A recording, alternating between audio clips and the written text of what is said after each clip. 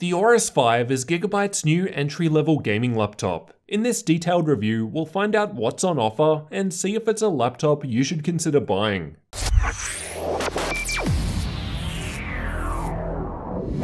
I've got the NA version of the Aorus 5, so there's an Intel i7-9750H CPU, Nvidia GTX 1650 graphics, 16GB of memory and dual channel, a 144Hz 1080p screen, and 512GB M.2 NVMe SSD and 1TB hard drive. For network connectivity, it's got Gigabit Ethernet, 802.11ac Wi-Fi, and Bluetooth 5. The GA version is also available with GTX 1050 graphics instead. You can find updated prices linked in the description. The lid is a matte black plastic with a couple of extrusions and Aorus logo with a mirrored finish. The interior was also matte black and it seems to be some sort of metal. There were no sharp corners or edges anywhere, and overall build quality seemed decent. The weight is listed at 2.15 kilos, and mine was a bit under this. With the 180-watt power brick and cables for charging included, the total weight increases to 2.7 kilos. The dimensions of the Aorus 5 are 35.9cm in width, 25.3cm in depth, and 2.3cm in height. This smaller footprint allows for thinner screen bezels, which I measured at around 8.5mm. The 15.6-inch 1080p 144Hz IPS screen has a matte finish, viewing angles looked fine, and there's no G-Sync here. I'm sure many of you are thinking that a 144Hz screen with a GTX 1650 is a bit silly, but if the price is right, I think it could make a good option for people playing esports titles, as this should be enough power at lower settings for high FPS without having to buy a higher spec machine that has a higher refresh rate panel. I've measured the color gamut of the panel using the Spider 5 Pro and got 97% of sRGB, 67% of NTSC, and 72% of Adobe RGB. At 100% brightness, I measured the panel at 307 nits in the center and with a 670:1 contrast ratio. Contrast was a little low, but the brightness was at a good spot and the color gamut should be alright outside of gaming for some photo or video editing. Backlight bleed was looking fine, no problems at all there, but this will vary between laptop and panel.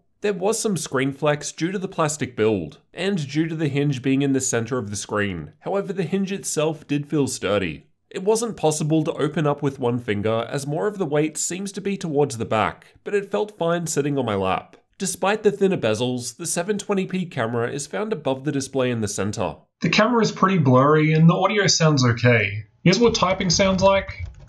And this is what it sounds like when we set the fan speed to maximum.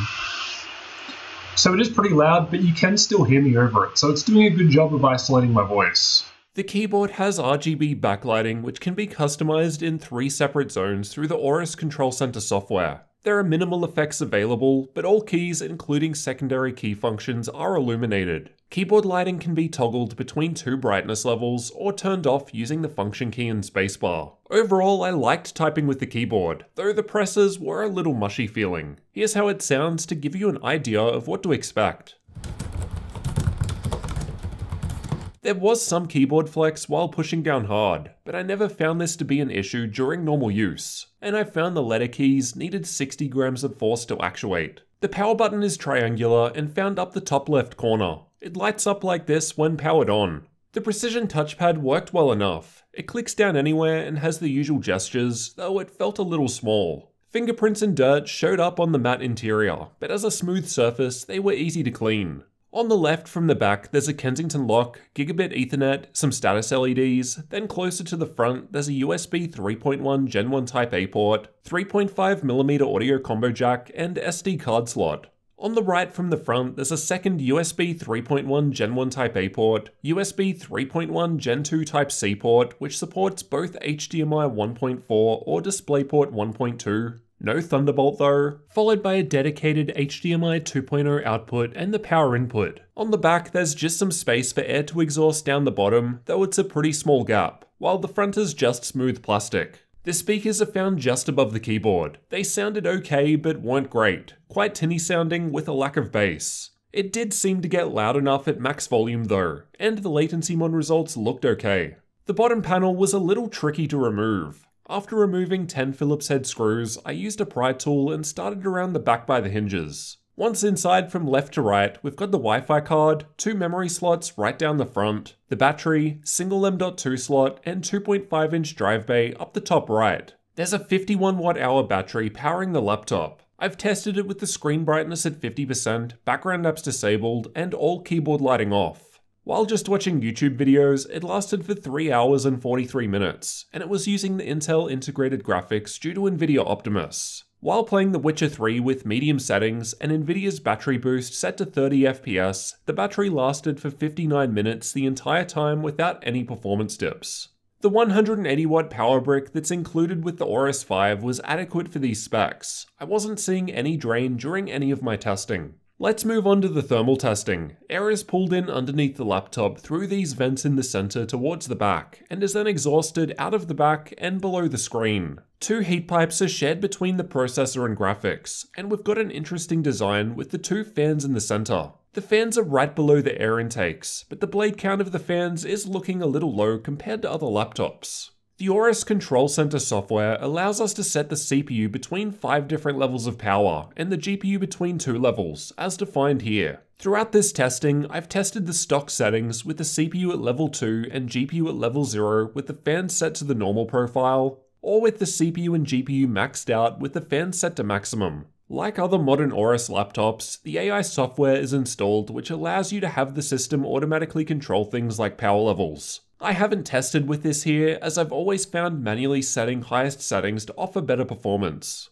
Unlike the higher end options like the Aorus 15, it wasn't possible to customize the fan curve. You just have the option of toggling it between normal and max speeds. There's also no shortcut on the keyboard like the higher end Aorus models to quickly swap between fan speeds. It's only done through the software. Thermal testing was completed in an ambient room temperature of 21 degrees Celsius, so expect different results in different environments. At idle, both the CPU and GPU were looking fine. The rest of the results are from combined CPU and GPU workloads, and are meant to represent worst case scenarios as I ran them for extended periods of time. The gaming results towards the upper half of the graph were tested by playing Watch Dogs 2, as I find it to use a good combination of processor and graphics. The stress test results shown on the lower half of the graph are from running the Aorus-64 CPU stress test with only the stress CPU option checked, and the Heaven GPU benchmark at max settings at the same time to fully load the system. Whether gaming or under combined CPU and GPU stress test, the CPU was thermal throttling at 96 degrees Celsius. Basically, there's no difference between normal and max fan profiles, because as you'll hear later, the fan was already pretty much at max speed in normal mode due to these higher levels of heat. Although the GPU temperatures were a little warmer with an actual game running, thermal throttling on the GPU was not happening here. With the CPU undervolt applied, thermal throttling on the CPU was removed with this game running, but it was still present with the stress tests. Combining the undervolt with the cooling pad dropped temperatures the most, especially for the GPU, which dropped by 16 to 18 degrees with just this change. These are the average clock speeds for the same tests just shown. The CPU clock speeds don't change between the fans at normal and max speeds due to the thermal limitations that we just saw, though the GPU speed rose higher with GPU mode 1, which just as a reminder overclocks the 1650 a little. The CPU undervolt makes the largest improvement to CPU clock speed, but the best results were seen when combining the cooling pad, as this lowered the temperatures substantially. CPU clock speed is improved with the stress test result as the cooling pad finally removed thermal throttling, allowing the full 4 GHz all-core turbo boost speed of the 9750H to be hit. The GPU clock speeds also rise a bit, presumably as GPU boost prefers cooler temperatures. These are the TDP values during these same tests. The 50 watt limit was constantly being reached by the 1650, which is good, as shown by the green bars. Although the CPU is able to boost up to 62 watts for PL1 in CPU mode 4, we only saw 50 watts or lower prior to reducing thermal throttling with the cooling pad and undervolting, as thermals were a main limitation there. Here are the clock speeds while under a CPU-only stress test. The results are higher as the GPU is not contributing heat to the system. Despite this, it was still only possible to reach the full 4 GHz all-core turbo boost speed of the i7-9750H CPU with some undervolting applied. This is because with CPU level 3 and 4, even in a CPU only workload without GPU load, thermal throttling was being hit, reducing performance. Although thermals were the limitation, if we look at the average TDP, level 4 was close to hitting its 62 watt power limit anyway. It was possible to raise the power limit through Intel XTU, but without first addressing the thermal limitation, this wouldn't help. And as we saw, undervolting got us full performance anyway with less power. To demonstrate how this translates into performance, I've got some Cinebench CPU benchmarks from these same modes. Like we saw in the clock speed results previously, there's a nice jump in performance with the undervolt applied. On top of that, again as we just saw, it was also running cooler too, so the undervolt is definitely helping nicely here.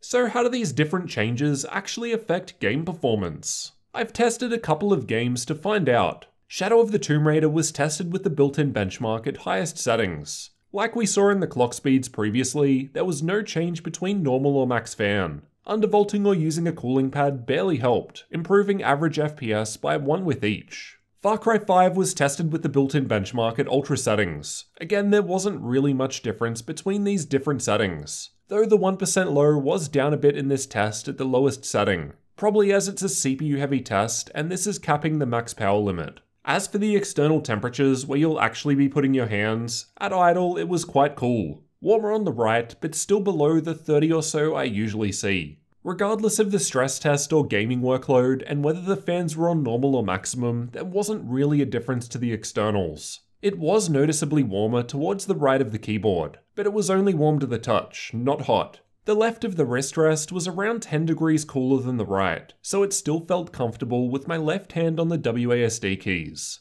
Right up the back is the hottest point, as this is where air is exhausted. Here's what the fans sound like during these different tests.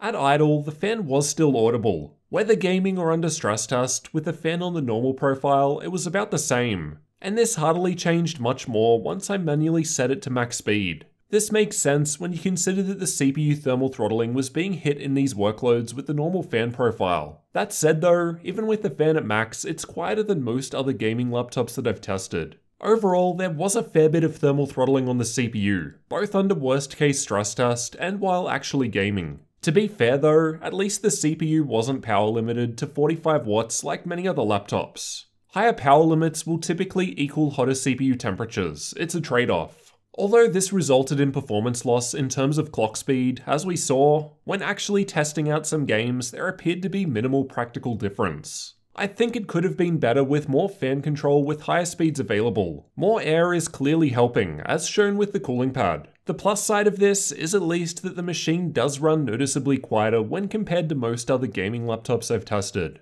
Next, let's take a look at some gaming benchmarks. I've tested these with the fans at max speed to minimize throttling, though as we just heard, they're essentially at max even with the normal profile anyway. I've also tested with the CPU at level 4 and GPU at level 1 for highest levels of performance. Borderlands 3 is a new addition to my testing suite, and it was tested with the built-in benchmark and DirectX 11, as DirectX 12 is still in beta. As this is the first time I've ever tested this game, I have no other data to compare against, but 60 FPS was possible in this test with medium settings. Battlefield 5 was tested in campaign mode, and it was still playable at high settings, which was just below the 60 FPS sweet spot, though medium was able to get above this, with even higher possible at low settings. Ultra was a bit stuttery though. Apex Legends was tested with either all settings at maximum or all settings at the lowest possible values, as it doesn't have predefined setting presets. It still played pretty well even with everything maxed out, though a 50% higher frame rate at minimum was possible, which made better use of the 144Hz screen. Shadow of the Tomb Raider was tested with the built-in benchmark, and even medium settings wasn't able to get us 60 FPS here. Lower settings were required for that, but we'll see how these results compare with other laptops soon. Fortnite was tested with the replay feature, and as a less demanding game, even epic settings was playing well with above 60 FPS averages, while medium settings was able to take advantage of the 144Hz display. Overwatch is another well-optimized game and was tested in the practice range. Again, it was still playing well with max settings, and even high settings were able to utilize the 144Hz screen, with far higher frame rates possible at lower settings too. CSGO was tested using the Euletical FPS benchmark, and as a game that depends primarily on CPU power, the results aren't really that much lower compared to other laptops I've tested with the same i7 CPU but higher end graphics. Dota 2 was tested playing in the middle lane, and as a primarily CPU driven game, the results were still quite good here despite the 1650 graphics. Even Ultra settings was scoring higher average FPS than the refresh rate of the display, with up to 200 FPS at low settings. Rainbow Six Siege was tested with the built-in benchmark. Low settings was able to smash past the refresh rate of the display, while high settings could still maintain 100 FPS in this test. Assassin's Creed Odyssey was tested with the built-in benchmark, and although this is a CPU-heavy test, the frame rates were down compared to having the same i7 CPU paired with better graphics. Granted, this title doesn't need a super high frame rate to play. 60 FPS was almost hit in this test at medium. The Witcher 3 played alright with high settings, where I was still averaging around 60 FPS. It doesn't really need a high frame rate to play, so it's definitely possible to play this GPU-heavy game on the 1650. If you're after more gaming benchmarks, check the card in the top right corner where I've tested 21 games in total. Let's also take a look at how this config of the Aorus 5 NA compares with other laptops. Use these results as a rough guide only, as they were tested at different times with different drivers. In Battlefield 5, I've got the Aorus 5 highlighted in red near similarly spec'd machines. This game wasn't really doing too well on this machine. It's worth considering that the Lenovo L340 below it only has single channel memory as well as an i5 CPU. Despite this, the Aorus 5 was still behind. I'm guessing due to that CPU throttling, and this game can load up the CPU. I redid the testing 3 times to check, and the results were consistent. These are the results from Far Cry 5 with Ultra settings in the built-in benchmark. This time the Aorus 5 was closer to where I'd expect it to be, ahead of the i5 and single channel memory in the L340, but not quite as good as the 1660 Ti based machines. I did think that it might come out ahead of the Ryzen 3750H machines, as the i7 should demolish those. But it seems that at Ultra settings, the better graphics are still winning. These are the results from Shadow of the Tomb Raider with the built-in benchmark at highest settings. Again, the results are down a fair bit compared to the other machines due to the 1650 graphics. It's worth remembering these comparisons are with max settings though. We've already seen that the Aorus 5 is better geared towards low to medium settings in these sorts of AAA games. Although the 1650 is closer to an entry-level option, it was still able to handle these games well enough, though low to medium settings were needed for a playable experience with the more graphically intensive titles. Esports titles, on the other hand, did well at lower settings, and were able to utilize the display's 144Hz refresh rate. Now for the benchmarking tools. I've tested Heaven, Valley, and Superposition from Unigine, as well as Firestrike, TimeSpy, and VRMark from 3DMark. Just pause the video if you want a detailed look at these results. I've used Crystal DiskMark to test the storage, and the 512GB NVMe M.2 SSD was performing alright. Excellent read speeds, but much lower writes comparatively. The 1TB hard drive was performing pretty well, though it was a 7200 RPM drive. The SD card slot was performing fairly too, better than most other laptops I've tested anyway. For updated pricing, check the links in the description, as prices will change over time. At the time of recording, in the US, this configuration seems to be going for $1,100 US. Apparently, this is a sale price. That's not ideal, when you consider that you could get an Acer Helios 300 for the same amount of money, but with the 1660 Ti graphics, which, as we just saw in the game comparison results, was also performing significantly better. Here in Australia, the Helios is around 10% more money than the Aorus 5, but there are still cheaper 1660 Ti options that will outperform it. This is one of the issues I have with most 1650 laptops. In most cases, it seems worth saving up a little extra to get the 1660 Ti. When I compared the 1650 and 1660 Ti in the past, I found that a 1660 Ti based laptop was 47% faster on average, which seems well worth it unless you've got a really strict budget. With all of that in mind, let's conclude by looking at the good and bad aspects of the Aorus 5 gaming laptop. Apart from the pricing, the biggest issue I had with the actual machine was the CPU thermal throttling. This seems to be due to the result of a higher power limit, so that's going to be a trade-off. Though given the thickness, I thought thermals would be a bit better. Looking at the positives though, total system fan noise was on the lower side compared to other gaming laptops, and it was possible to improve thermals by undervolting or with a cooling pad. In terms of gaming performance, well, I honestly haven't tested enough other 1650 laptops to compare with yet, but it was concerning that the Lenovo L340 beat it in Battlefield 5, considering that laptop had an i5 and single-channel memory. In most other games though, the Aorus 5 did come out ahead, and it was able to offer a playable experience in modern titles, granted with lower settings in many cases. Battery life wasn't too good, but the screen seemed decent in terms of color gamut, brightness, and bleed. The 144Hz screen is only really going to be beneficial in esports titles at lower settings that are capable of hitting higher frame rates. Generally, these screens are paired with higher specs, so I was hoping the Aorus 5 could be a good budget-friendly esports gaming laptop, but at the current price, it's difficult to recommend over the competition. This could all change if the price lowers though, so keep an eye out with the links in the description. Let me know what you thought about the Aorus 5 gaming laptop down in the comments, and if you're new to the channel, consider getting subscribed for future laptop reviews and tech videos like this one.